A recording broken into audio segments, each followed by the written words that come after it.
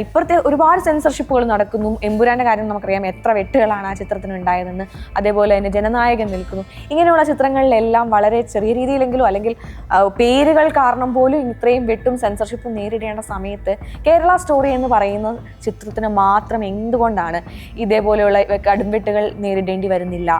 അതുപോലെ തന്നെ ഈ പറയുന്ന സെൻസർഷിപ്പുകളുടെ പ്രശ്നങ്ങൾ വരുന്നില്ല എന്നതിന് എന്തായിരിക്കും? നമ്മൾ ബീഫ് കഴിക്കും. സെൻസർ ബോർഡിൽ ഇരിക്കുന്നവർക്ക് ബീഫ് കഴിക്കാൻ പറ്റില്ല. അവർ കഴിക്കുന്ന ചിലപ്പോൾ ചാണകമായിരിക്കാം, അതുകൊണ്ടായിരിക്കും.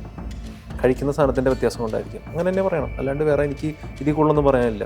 നാടിനെ അപമാനിച്ച് കാണിക്കുക എന്നുള്ളത് മുൻപോട്ട് വെക്കുന്ന രാഷ്ട്രീയം, ആ രാഷ്ട്രീയ നേട്ടത്തിന് വേണ്ടിയിട്ട് അല്ലെങ്കിൽ പൊളിറ്റിക്കൽ പോളറൈസേഷൻ ഉണ്ടാക്കാൻ വേണ്ടിയിട്ട് അല്ലെങ്കിൽ സോഷ്യൽ പോളറൈസേഷൻ ഉണ്ടാക്കാൻ വേണ്ടിയിട്ട് മുമ്പോട്ട് വെക്കുന്ന ഇതേപോലെയുള്ള പ്രൊപ്പഗാൻഡ മൂവി മുമ്പോട്ട് വെക്കുമ്പോൾ പല മൂവിക്കും Janaki versus state of Kerala, അപ്പോൾ അതിനൊക്കെ ജാനകി വി എന്നിട്ട് കുഴപ്പമില്ലായിരുന്നു. ഇതാവുമ്പോൾ കേരള എന്നിട്ട് കഴിഞ്ഞാൽ അതിൻ്റെ കൂടെ വിയും ഇല്ല, ടിയും ഇല്ല, എല്ലും ഇല്ല. അപ്പോൾ ഇതൊന്നും ചോദിക്കാനായിട്ട് ഇവിടെ കേന്ദ്രമന്ത്രിയുടെ സിനിമ കൂടിയാണ് അതിനൊക്കെ മറ്റേ മോനുണ്ടായിരുന്നു സംസാരിക്കാനായിട്ട്. ഇതിന് നമുക്ക് മറ്റേ മോനൊന്നുമില്ല. കുറച്ച് മലയാളികൾ ഒച്ചപ്പാടെടുക്കുന്നു, ബഹളം എടുക്കുന്നു. ഡൽഹിയിൽ നിന്നും ചെന്നൈയിൽ നിന്നും ബോംബെയിൽ നിന്നും പലരും പറന്നിറങ്ങുന്നു വാദിക്കാൻ വേണ്ടിയിട്ട്.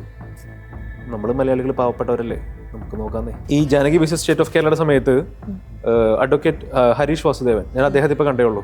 അദ്ദേഹം ഒരു സാധനം അയച്ചായിരുന്നു അങ്ങോട്ട്. ദൈവങ്ങളുടെ പേരൊക്കെ കിട്ടിക്കഴിഞ്ഞാൽ ഞങ്ങൾക്ക് കൂടുതൽ അവോയ്ഡ് ചെയ്യാമെന്ന്.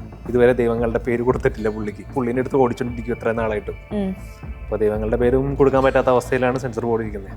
അന്ന് കൊടുത്തിരിക്കുന്ന ഇത് തിരിച്ചു വന്നിട്ടില്ല, ഇതുവരെ വന്നിട്ടില്ല. അതൊക്കെ എത്ര ദൈവം ഉണ്ടെന്നോ അല്ലെങ്കിൽ ഏതൊക്കെ പേര് ദൈവങ്ങളുടെ പേര് യൂസ് ചെയ്യാൻ പാടില്ല എന്നുള്ളതോ ഇതുവരെ അഡ്വക്കേറ്റ് ഹരീഷ് വാസുദേവൻ ഈ നിമിഷം ഒരു അരമണിക്കൂർ മുമ്പ് വരെ കിട്ടിയിട്ടില്ല എന്തായാലും.